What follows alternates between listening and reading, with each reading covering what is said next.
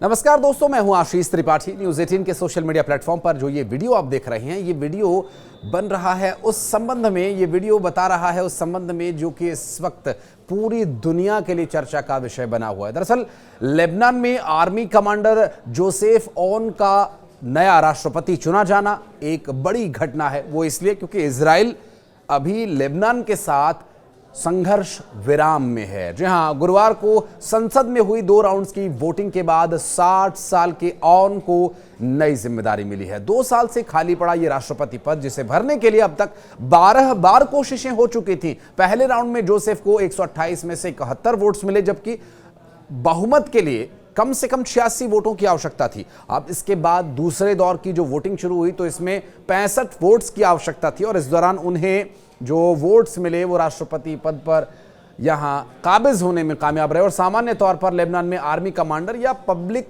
Servant अपने इस्तीफे के 2 साल तक राष्ट्रपति नहीं बन सकता। हालांकि ऑन के केस में ऐसा नहीं हुआ। वे अब तक राष्ट्रपति बनने तक आर्मी चीफ भी थे और पूर्व राष्ट्रपति मिशेल अमेरिका सऊदी के पसंदीदा उम्मीदवार थे। और लेबनान में राष्ट्रपति के लिए वोटिंग ऐसे समय में हुई है जब हाल ही में इजराइल और लेबनान के आतंकी समूह हिजबुल्लाह के बीच 14 महीने से चल रहे युद्ध को रोकने के लिए डील हुई थी। पूर्व राष्ट्रपति मिशेल ऑन अमेरिका और सऊदी अरब के पसंदीदा उम्मीदवार माने जा रहे थे। इनकी देखरेख में युद्ध के बाद लेबनान को फिर से स्टैंड अप करने यानी खड़ा करने के लिए प्रयास चल रहे थे, चर्चा चल रही थी। और मिशेल का कार्यकाल अक्टूबर 2022 में खत्म हुआ था और तब से राष्ट्रपति पद खाली था। राष्ट्रपति चुनाव के लिए हिजबुल्लाह ने वहां ईसाई समुदाय की एक पार्टी के प्रमुख सुलेमान फ्रांगीह को समर्थन देने का भी ऐलान किया। और इतना ही नहीं, फ्रांगीह का सीरिया के पूर्व राष्ट्रपति बशर अल असद के साथ गहरा संबंध भी रह चुका है। फ्रांगीह ने बुधवार को राष्ट्रपति उम्मीदवारी से अपना नाम वापस लेकर ऑन को समर्थन करने का ऐलान किया था। इसके बाद जोसेफ ऑन का राष्ट्रपति बनना और आसान भी हो गया।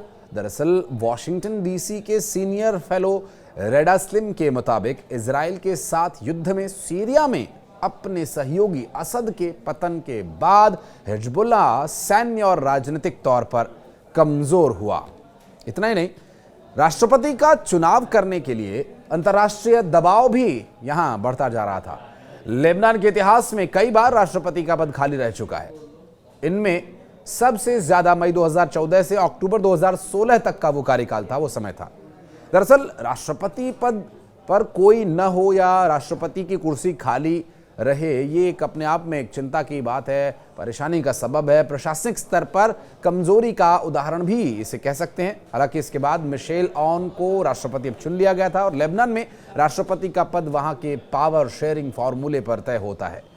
समझते हैं इसे, जिसमें यह बताया जाता है कि इसके तहत प्रेसिडेंट ईसाई, प्रधानमंत्री सुन्नी मुस्लिम और संसद का अध्यक्ष शिया समुदाय का प्रत्याशी होता है।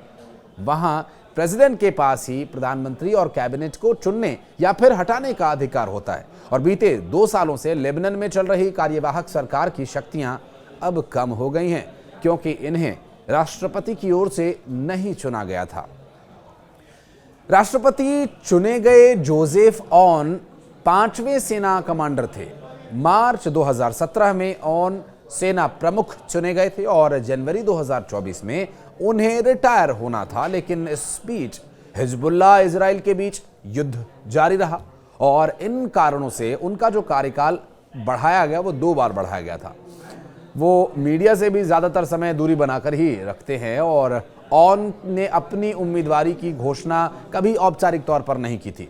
लेबनान की नई सरकार के सामने आने वाले समय में चुनौतियां रहेंगी ही। इनमें से जो चुनौतियों की अगर बात करें तो इजराइल हिजबुल्लाह सीज़फायर को पूर्ण रूप से लागू करना प्रमुख चुनौती रहेगा। अब इसके अलावा लेबनान का जो विकास है, बिजली का संकट है, उसे सुलझाना भी होगा। हालांकि इस विषयों के विश्लेषकों का कहना यह है कि घरेलू लेबनानी राजनीति में विरोधाभासों से निपटना भी नई सरकार के लिए जरूरी होगा। और खास तौर पर हिजबुल्लाह के साथ संबंध जो न केवल एक उग्रवादी समूह है बल्कि एक राजनीतिक पार्टी भी है। अब जिस वहाँ के जिसे मुस्लिम लोग समर्थन भी करते हैं और इसके अलावा सेना कमांडर्स के पास आर्थिक मामलों का अनुभव भी अपेक्षाकृत कम है। अब इसका मतलब ये भी है कि अपने सलाहकारों पर वो बहुत अधिक निर्भर भी रह सकते हैं। आने वाले समय में इनके लिए चुनौतियां ये होंगी कि अगर ये पद पर आते हैं तो पद पर रहते हुए इस संघर्ष विराम को पूर्ण विराम में बदला जाए। क्या ये पूर्ण विराम में बदल पाएंगे या एक बार फिर राष्ट्रपति होने के नाते और पूर्व सेनाध्यक्ष भी होने के नाते ये युद्ध की रणनीतियां बनाते नजर आएंगे। बहरहाल इजराइल और लेबनान दोनों हिजबुल्लाह के उस कदम पर निर्भर करता है ये कि क्या वो आगे आने वाले समय में शांति चाहते हैं अपने देशवासियों के लिए। नहीं, आप इस वीडियो के बारे में कुछ कहना चाहते हैं तो कमेंट सेक्शन में जरूर बताइएगा। धन्यवाद।